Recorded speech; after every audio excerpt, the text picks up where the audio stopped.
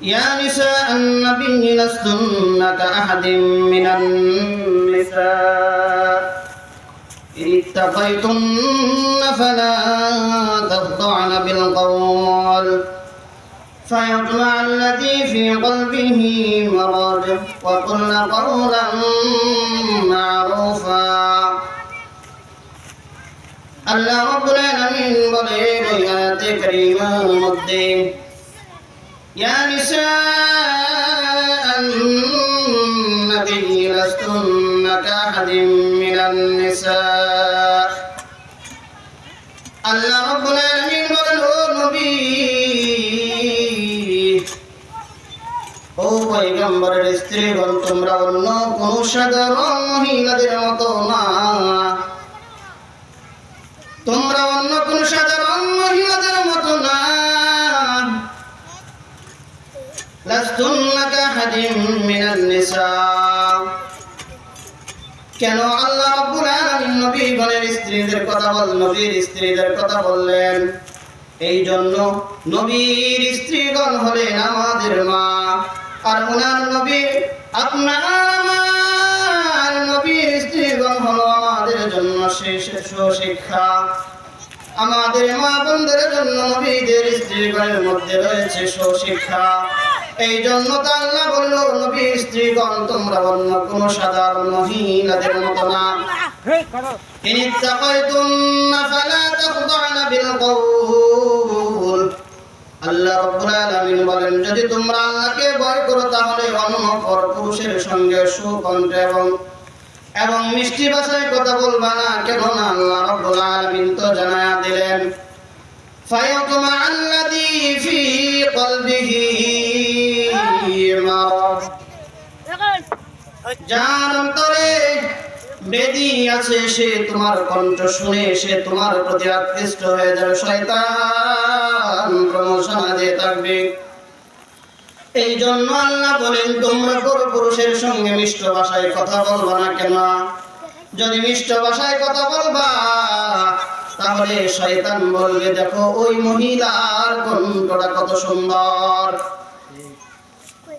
তোমার ওই সুন্দর কণ্ঠ শোনার পর ওই পুরুষের মনে শয়তান প্ররোচনা দেবে এই দেখো কত সুন্দর তার কণ্ঠটা যাও যাও আবার দেখো তার সঙ্গে দেখা করা যায় কিনা তার সঙ্গে সাক্ষাৎ করা যায় কিনা এত সুন্দর মহিলার কণ্ঠ তুমি আর শুনবা না যাও যাও ওই মহিলার সঙ্গে দেখা করে আসো আপনার মিষ্ট কথাই শুনে শয়তান পুরুষের মনে বলবে যাও যাও তার সঙ্গে দেখা করে আসো এই জন্য আল্লাহ বলেন ইনিত্তাকাইতুন্না যদি তোমরা আল্লাহকে ভয় করো ফালা তাখদা'না বিল কওল তোমরা সুন্দর ভাষায় পুরুষের সঙ্গে সৌমিষ্টভাষী হয়ে কথা বলবা না এই জন্য বলবা না যাদের অন্তরে রোগ আছে তারা তোমার এই কণ্ঠের মায়ে পড়ে যাবে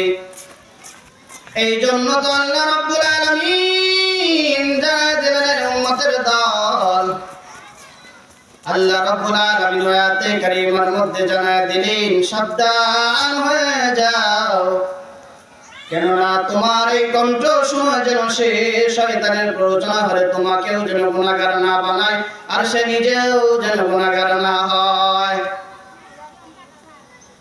আজকে দেখা যায় আপনার আমার কত মা বোন বেপরদা হয়ে রাস্তায় চলে তারা এমন কোন তাদের এই চলাফেরা দেখে যেন মনে হয় সে তো মুসলমানের সন্তান নয় এই জন্য পর্দার আড়ালের মা বোনদেরকে বলবো সাবধান হয়ে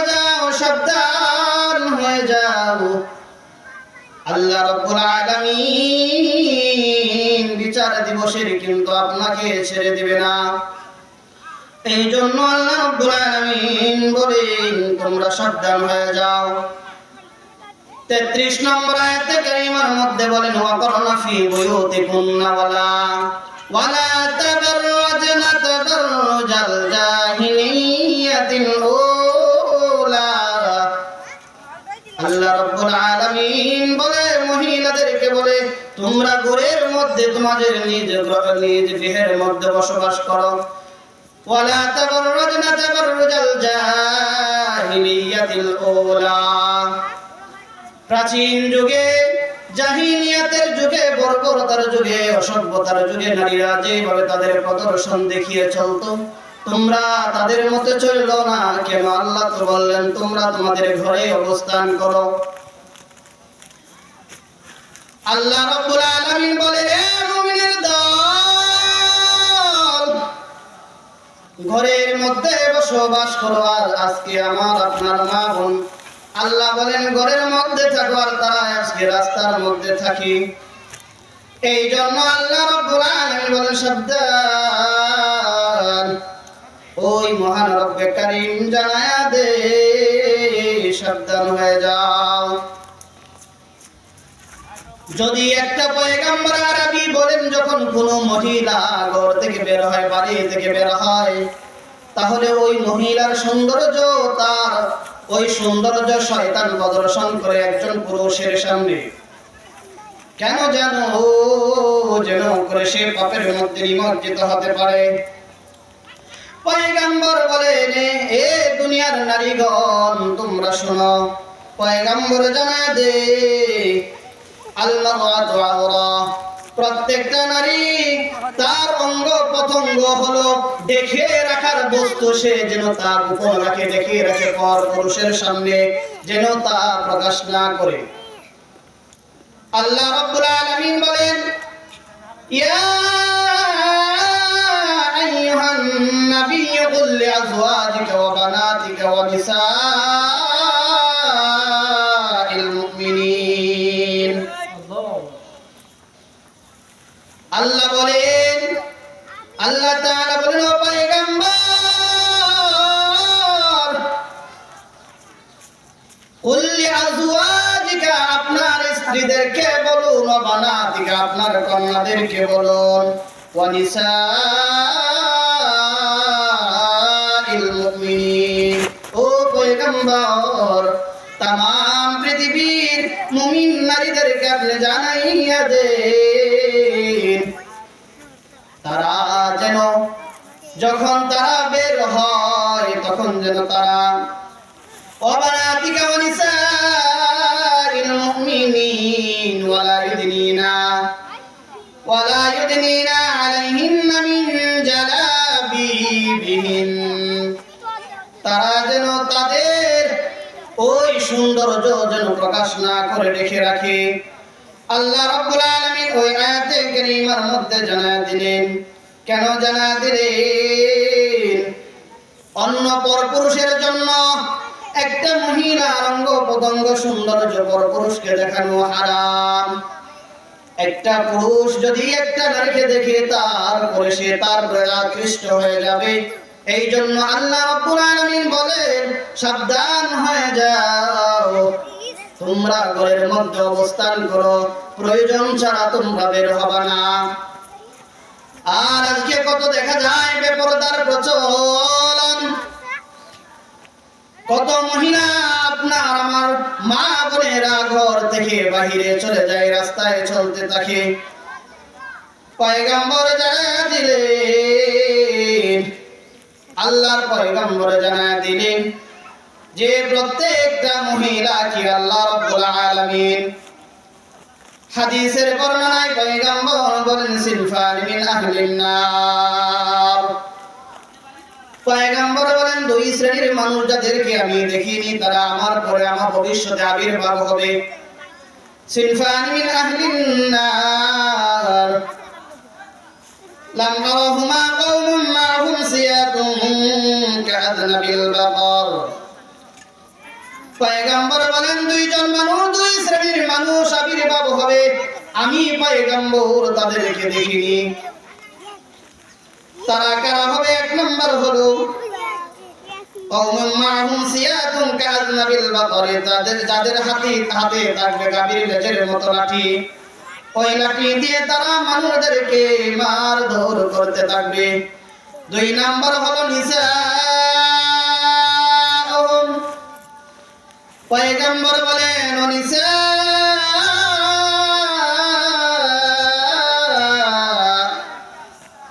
ওয়ানিসাউন কাসিয়াতুন আরিয়াতুন।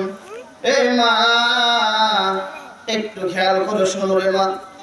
পয়গম্বর বলেন এমন মহিলার আবির্ভাব হবে আমার পরবর্তীতে, যাদেরকে আমি পয়গম্বর এখনো দেখিনি। তারা এমন পোশাক পরিধান করবে, কাপড় পরবে, পরার পরও দেখা যাবে তারা উলঙ্গ। কেমন কাপড় পরবে পয়গম্বর জানায় দিলেন। কি এমন কাপড় পরে যারা কাপড় পরা সত্ত্বেও উলঙ্গ হয়ে যায়। এই জন্য তো পয়গম্বর বলেন ওই দুই শ্রেণীর মানুষদেরকে আমি দেখিনি যারা জাহান্নামের মধ্যে যাবে। এক নাম্বার ওই সব মহিলা যে কাপড় পরার পরে উলঙ্গ। মুমিনাতুন, তারা পর পুরুষের সামনে আকৃষ্ট হয়ে যাবে, পর পুরুষের সামনে নিজেকে বিলীন করে দেবে। মাইলাতুন, তারা নিজেদের দিকে পর পুরুষকে আকৃষ্ট করবে। রুসুহুন্না কাসনিমাতিল বুখতিল মাইলা, তারা তাদের মাথার চুল খুফা এমন ভাবে বাঁধবে যেমন ভাবে উটের খুর, উটের ঘর যেটাকে আমরা বলি থাকি। কত মহিলাদেরকে দেখা যায় তারা মাথার চুল খুফা মাথার উপর বেঁধে রাখে।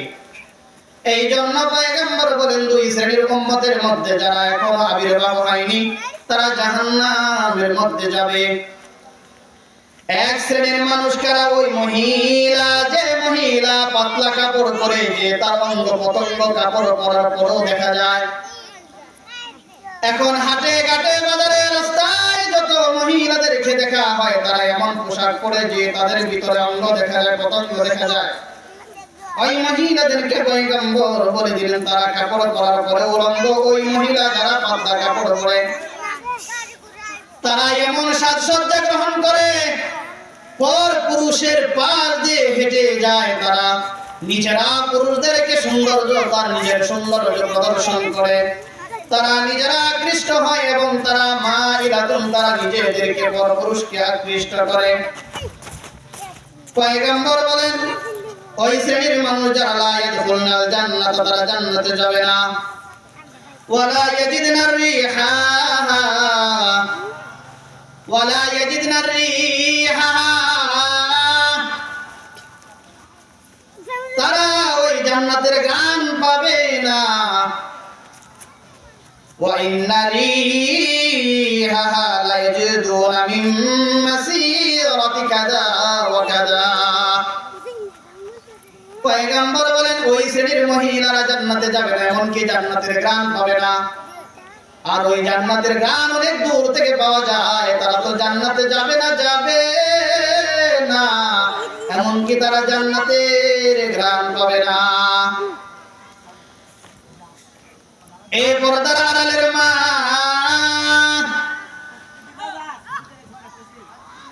আপনার এই সৌন্দর্য হবে আপনার স্বামীর জন্য, আর ওই সৌন্দর্য আপনি পরপুরুষের সামনে প্রদর্শন করতেছেন। এই জন্য পয়গম্বর জানাবে ওই মহিলার জন্য জান্নাত লিপিবদ্ধ হয়ে গেছে, বরাদ্দ হয়ে গেছে।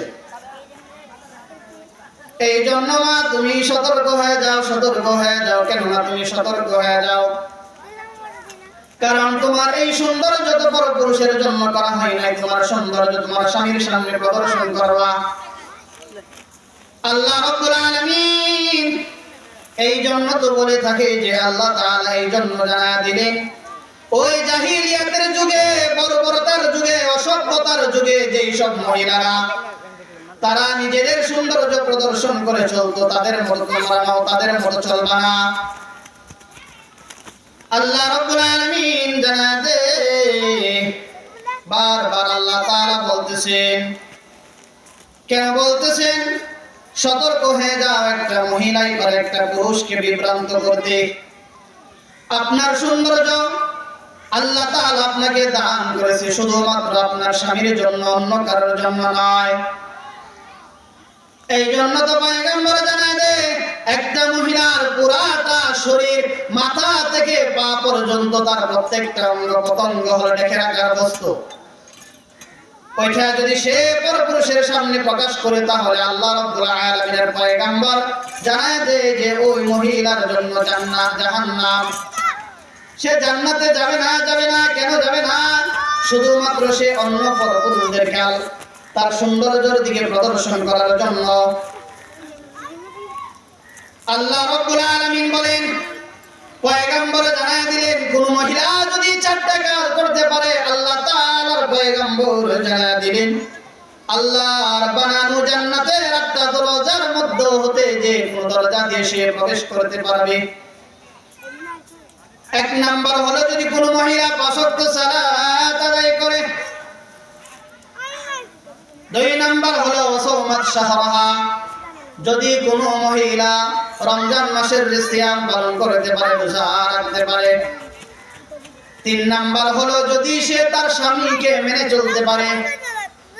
4 নাম্বার হলো সে যদি তার নিজেকে হেফাজত করতে পারে, মানে যদি সে পর্দা করে চলতে পারে, তাহলে ওই মহিলার জন্য আল্লাহর তৈরি জান্নাতের একটা দরজা খোলা। পর্দার আলের মা, আমি আপনাকে বলতে চাই,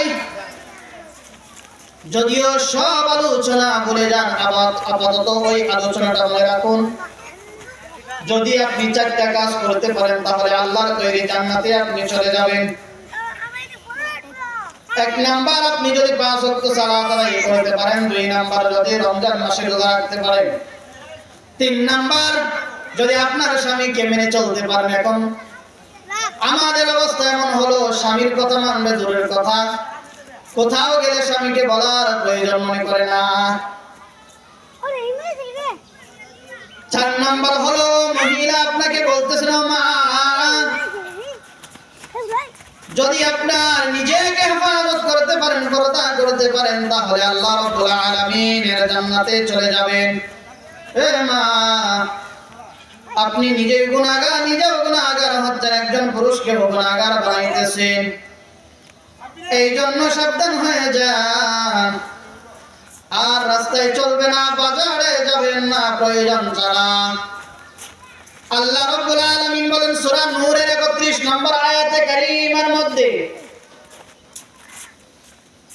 وَقُلْ لِلْمُؤْمِنَاتِ يَغْضُضْنَ مِنْ أَبْصَارِهِنَّ وَيَحْفَظْنَ فُرُوجَهُنَّ।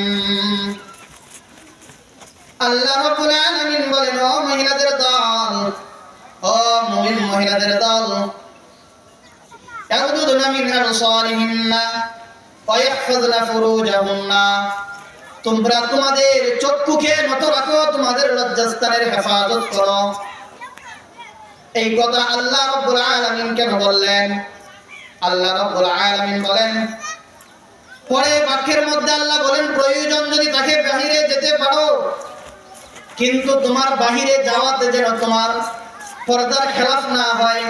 যদি তোমার বাহিরে যাওয়ার জন্য যদি তোমার কোনো সৌন্দর্য প্রকাশ না পায়, তাহলে তুমি প্রয়োজনে যেতে পারো, অপ্রয়োজনীয় নয়। আর আজকে আপনার আমার মা বোন প্রয়োজন ছাড়া এই রাস্তায় চলতে থাকে। ও পর্দার আড়ালের মা, সময় সংকীর্ণ, আরো আলোচনা করা যেত এই বিষয়ের উপর। রাসূল সাল্লাল্লাহু আলাইহি ওয়াসাল্লাম অনেক কথা বলেছেন, তো আপনাদেরকে শুধু আমি একটুকুই বলবো। আল্লাহ বলছেন আপনাদের ঘরে থাকার জন্য, অপরনা ফি বুয়ুতিকুন্না, তোমরা ঘরের মধ্যে বসবাস করো।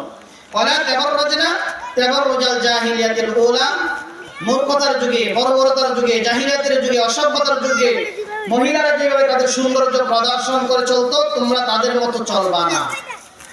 এখন আপনি বিবেচনা করুন, যদি আপনার পর্দার খেলাফ হয়, পর্দা যদি আপনি না করেন, নিজেকে আড়ালে না রাখেন, তাহলে আল্লাহর রাসূল বলেন আপনি জাহান্নামে যাবেন, জান্নাতে তো যাবেনই না, এমনকি জান্নাতের গ্রামও পাবেন।